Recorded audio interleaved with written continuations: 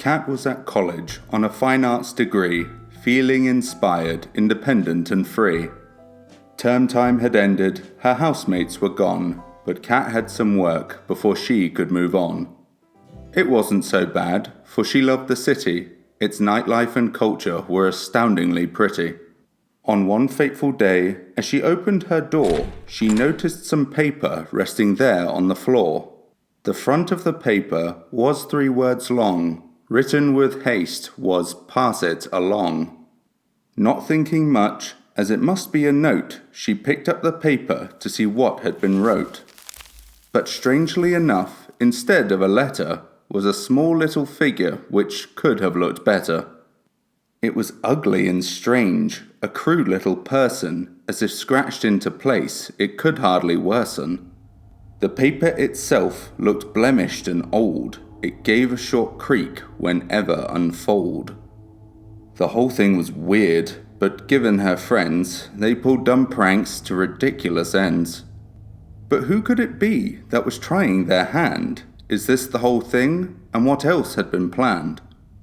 Humouring this just had her bereft, given she'd thought that her friends had all left. Whoever this was now playing this game, she'd figure it out, it was pretty lame. She put down the paper and left it aside, laughing it off with a well-knowing pride. With work to be done, she went to her room, incentive was low in an artistic gloom. Pushing on through with no other choice, her attention was caught by a low and hushed voice. Sitting and listening, she couldn't quite hear, the voice was too low, but certainly near. Leaving her room, she walked through the hall, but the voice fell away, it was not there at all. Feeling unsettled, but with naught to detect, Kat went room to room, her home she inspect.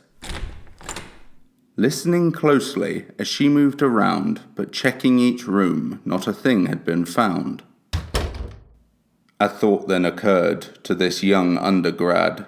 Did she lock the front door? She could swear that she had. She started to move, her thoughts racing more, but slowed down her pace as she soon reached the door. She reached for the handle, her nerves slightly rocked, but felt sweet relief when it was certainly locked. No home invasion or curious caper. As Kat turned to leave, she again saw the paper. This was the culprit, she thought for a smile. The prank on her mind had her daft for a while. Unfolding the paper to look at the sketch, though the way it was drawn, it was more like an etch. She stared for a time, but just couldn't figure, was it just her, or did it look bigger? Noting the stance, its blank creepy face, and every hard line of this unnerving trace. Feeling uncertain, she scanned with her eyes. As strange as it sounds, it had grown in size. This didn't make sense. Was she losing her mind? Kat froze when she heard a small voice from behind. She couldn't quite tell just what it was saying. For it to be gone, she was quietly praying. Kat quickly turned, but only to see that no one was there. The room was empty. Silence had fallen. She could not hear the voice. Kat still was alone, but just couldn't rejoice.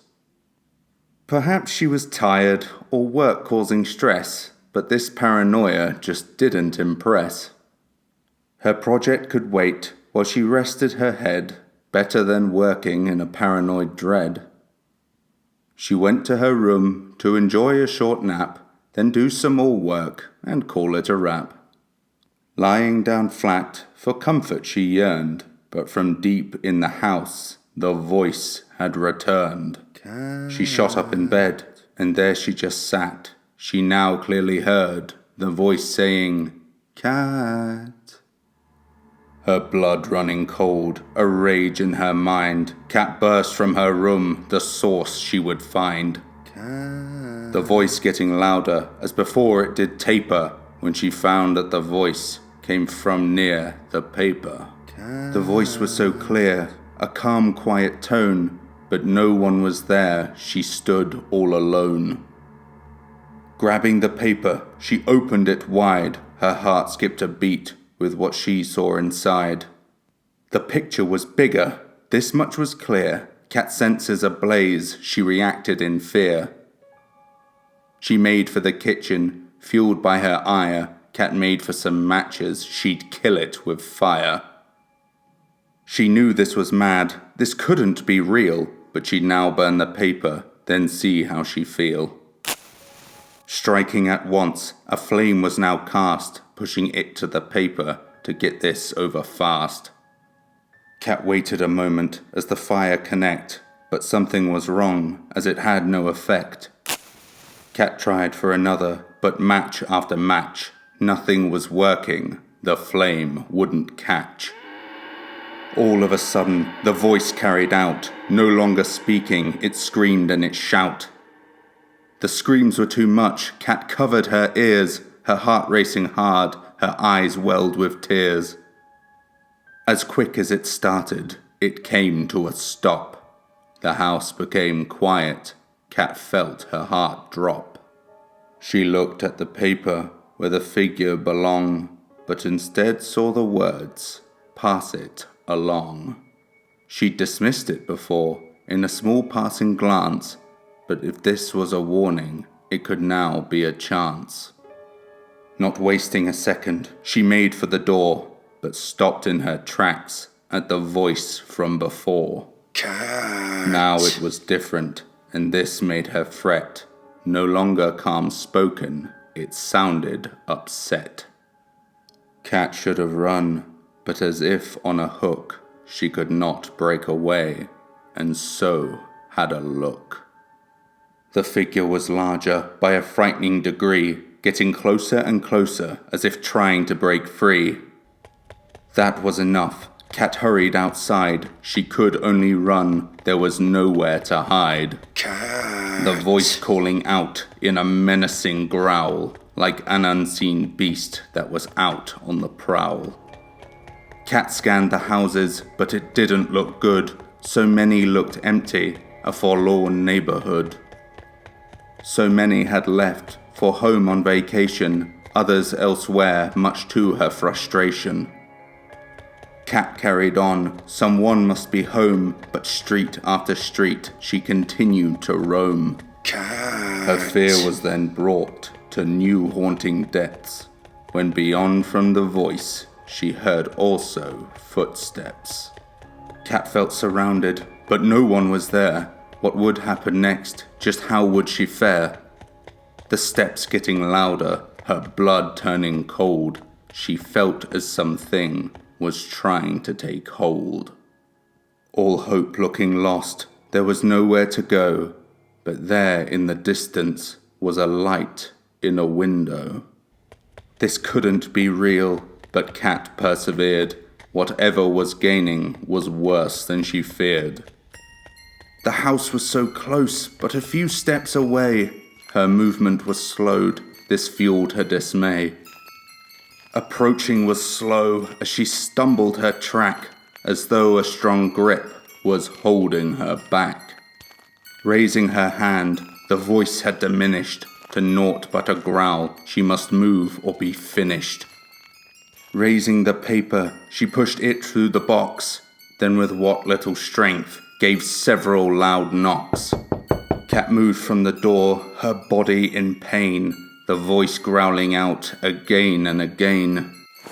She fell to the floor, out of the home sight. She fought hard against her oncoming plight. It didn't look good, the end marching on, but then in a movement, the voice was just gone.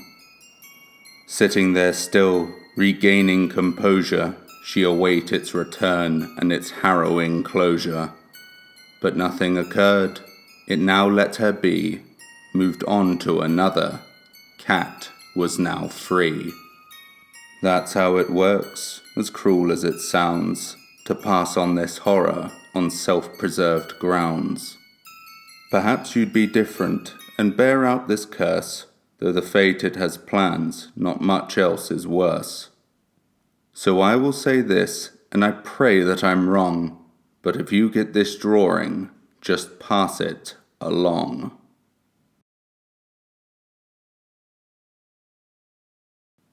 Good day, I'm Joe19 and thank you for listening. So what did you think of Pass It Along? Hopefully we'll have you thinking carefully before looking at random notes you find lying around. Especially here in the lab. What a man does in his spare time is his business. I won't be judged. This was an interesting one to write. I've got so many humanoid-themed monsters coming up that I wanted to do something different. Sort of like what I did with the butler's bell, which you should check out if you haven't already. Ta very much. I hope that you enjoyed today's video. If you did, then perhaps subscribe, leave a like, and if you're feeling particularly cheeky, maybe even a comment. I do hope that you'll join me again.